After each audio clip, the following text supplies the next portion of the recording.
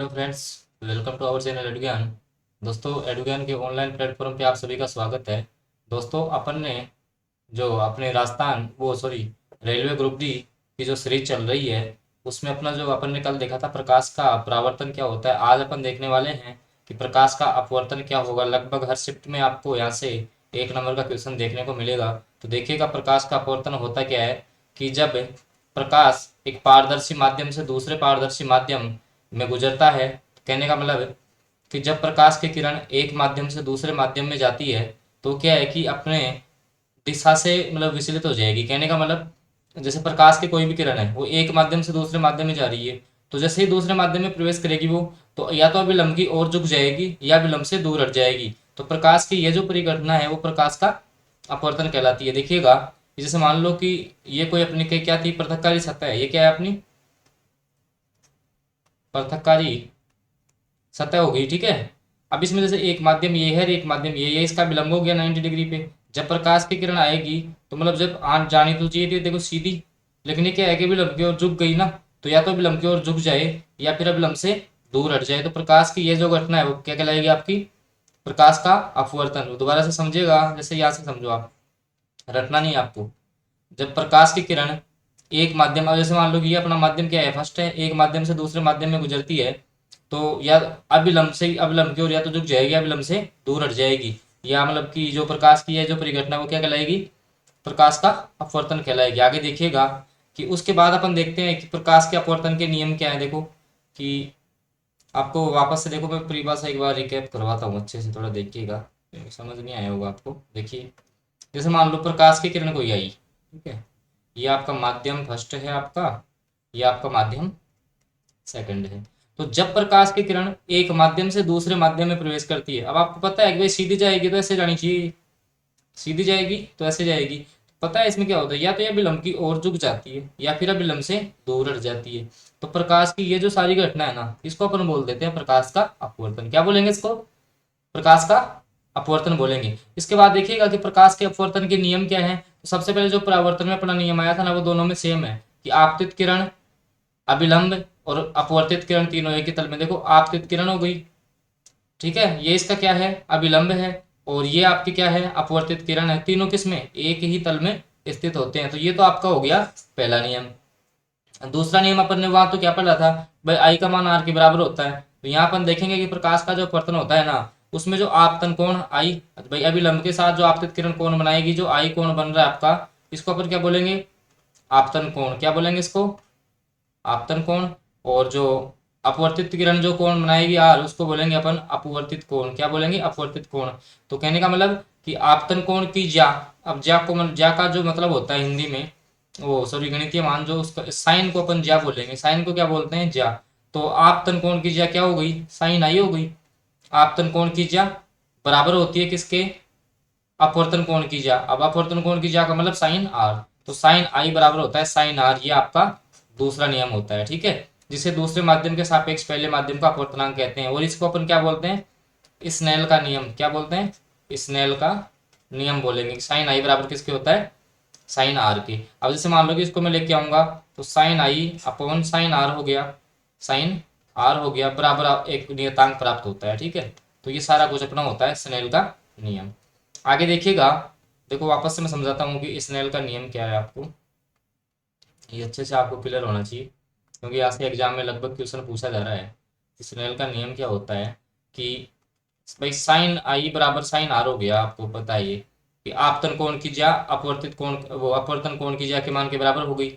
अब साइन आई बटे sign r हो जाएगा, बराबर क्या होता है, नियतांक प्राप्त होता है, ठीक है। तो इसको बोलते हैं अपन स्नेल का नियम। तो डायरेक्टली ऐसा देख के भी आपसे एग्जाम में क्वेश्चन पूछ सकता है कि निम्न में से स्नेल का नियम कौन सा है, क्योंकि ऐसे क्वेश्चन आपके क्या है कि हर शिफ्ट में पूछे जा रहे हैं। उसके बाद देखते हैं कि जो प्रकाश का जो अपवर्तन है उसके उदाहरण यहाँ से भी ऐसे मान लो कि लगभग हर बार क्वेश्चन मतलब एग्जाम में पुटअप होते ही हैं कि एक सिक्का पानी से भरे बर्तन में रखा जाता है तो सिक्का बर्तन के वास्तविक तल से थोड़ा ऊपर दिखाई देता है। कहने का मतलब जैसे मान लो कि यहाँ कोई सिक्का है, भाई सिक्का नॉर्मली रहना तो ऐसे चाहिए, लेकिन ये अपन को जैसे दिखाई कैसे देगा पता है आपको, ऐसे थोड़ा मतलब इसका जो तल है ना ये यहाँ से ये उठा हुआ दिखाई देता है। तो किस कारण से होता है ये, प्रकाश के अपवर्तन के कारण से। दूसरा एग्जाम्पल आपको देखना है, जब एक पेंसिल को पानी से भरे गिलास में रखा जाता है तो पेंसिल टेढ़ी दिखाई देती है। आप कभी चेक करना कि जैसे मान लो ये कोई अपना पानी का गिलास है, उसमें आप जैसे ही पेंसिल डालोगे तो पेंसिल आपको तिरछी दिखाई देगी ऐसे हिलती हुई, ठीक है। तो ये सारी घटनाएं किसके कारण से होती हैं आपकी, प्रकाश के अपवर्तन के कारण होती हैं। इसके बाद देखिएगा अगला जो टॉपिक है, यहाँ से भी लगभग आपकी हर शिफ्ट में एक क्वेश्चन पूछा जा रहा है। देखिएगा कि अपवर्तनांक क्या होता है, रिफ्लेक्टिव जो इंडेक्स है वो क्या होता है। देखिए अपवर्तनांक माध्यम का वह गुण है जो उस माध्यम में प्रकाश की चाल निर्धारित करता है, ठीक है। अपवर्तनांक कौन सा गुण है, किसी माध्यम में प्रकाश कौन से वेग से चल रहा है, किसी भी माध्यम में जो प्रकाश है वो कौन से वेग से चल रहा है, ठीक है। तो उसकी चाल को जो निर्धारित करेगा वो क्या कहलाएगा, अपवर्तनांक कहलाएगा। तो अपवर्तनांक है उसको अपन सामान्यतः दो भागों में विभाजित करते हैं, दो प्रकार का होता है अपवर्तनांक। पहला है आपका निरपेक्ष। अब देखते हैं कि जो एब्सोल्यूट रिफ्लेक्टिव इंडेक्स है वो क्या होता है। तो देखिएगा जब प्रकाश वायु से किसी पारदर्शी माध्यम में गमन करता है तब वायु के सापेक्ष माध्यम का जो अपवर्तनांक है इसका निरपेक्ष, कहने का मतलब वायु के सापेक्ष, वायु के सापेक्ष किसी माध्यम का अपवर्तनांक निकालना, किसी माध्यम का जो अपवर्तनांक निकालना वो क्या कहलाता है अपना निरपेक्ष। किसी मतलब वायु के सापेक्ष किसी माध्यम का निकालेंगे तो, ठीक है। और किसी माध्यम का निरपेक्ष अपवर्तनांक निर्वात में प्रकाश की चाल c तथा उस माध्यम में प्रकाश की चाल v के अनुपात के बराबर होता है। कहने का मतलब कि जो निरपेक्ष जो आपका अपवर्तनांक n से दर्शाएंगे वो होता है c अपॉन न्यू बोल दो या v बोल दो, ठीक है। तो c तो हो गया क्या, वेलोसिटी ऑफ लाइट, प्रकाश का वेग, क्या हो गया, प्रकाश का वेग या चाल बोल सकते हो, बटे उस माध्यम की चाल, किसकी चाल हो जाएगी, माध्यम में प्रकाश की चाल। तो कहने का मतलब अपवर्तनांक कैसे निकालेंगे, भाई प्रकाश की चाल बटे उस माध्यम में जो प्रकाश है वो कौन से वेग से जा रहा है, तो इसका जो अनुपात है वो कहलाएगा अपना निरपेक्ष, ठीक है। इसमें क्या करते हैं अपन वायु के सापेक्ष निकालते हैं। समझ में आ गया होगा, ये वाला क्लियर हो गया होगा कि निरपेक्ष निरपेक्ष जो अपवर्तनांक है, एब्सोल्यूट जो रिफ्लेक्टिव इंडेक्स है वो कैसे निकालेंगे कि प्रकाश के वेग में अगर जैसे मान लो प्रकाश का वेग है और उस माध्यम में प्रकाश का क्या वेग है, ठीक है, उसका जो अनुपात होगा वो अपना कहलाएगा निरपेक्ष अपवर्तनांक। उसके बाद देखते हैं अपन सापेक्ष। अब देखो सापेक्ष में क्या होगा, जब प्रकाश माध्यम एक से माध्यम दो में गमन करता है तब माध्यम एक के सापेक्ष माध्यम जो दो का जो अपवर्तनांक है वो इसका सापेक्ष, मतलब किसी एक माध्यम के सापेक्ष निकालना, ठीक है। जैसे मान लो फर्स्ट माध्यम है उसका सेकंड के सापेक्ष निकाल रहे हैं, ठीक है, तो इसको अपन क्या बोलेंगे, सापेक्ष। मैं वैसे पूछता नहीं आपसे निरपेक्ष सापेक्ष, लेकिन थोड़ा सा आपको याद रखना है कि अपवर्तनांक होता क्या है।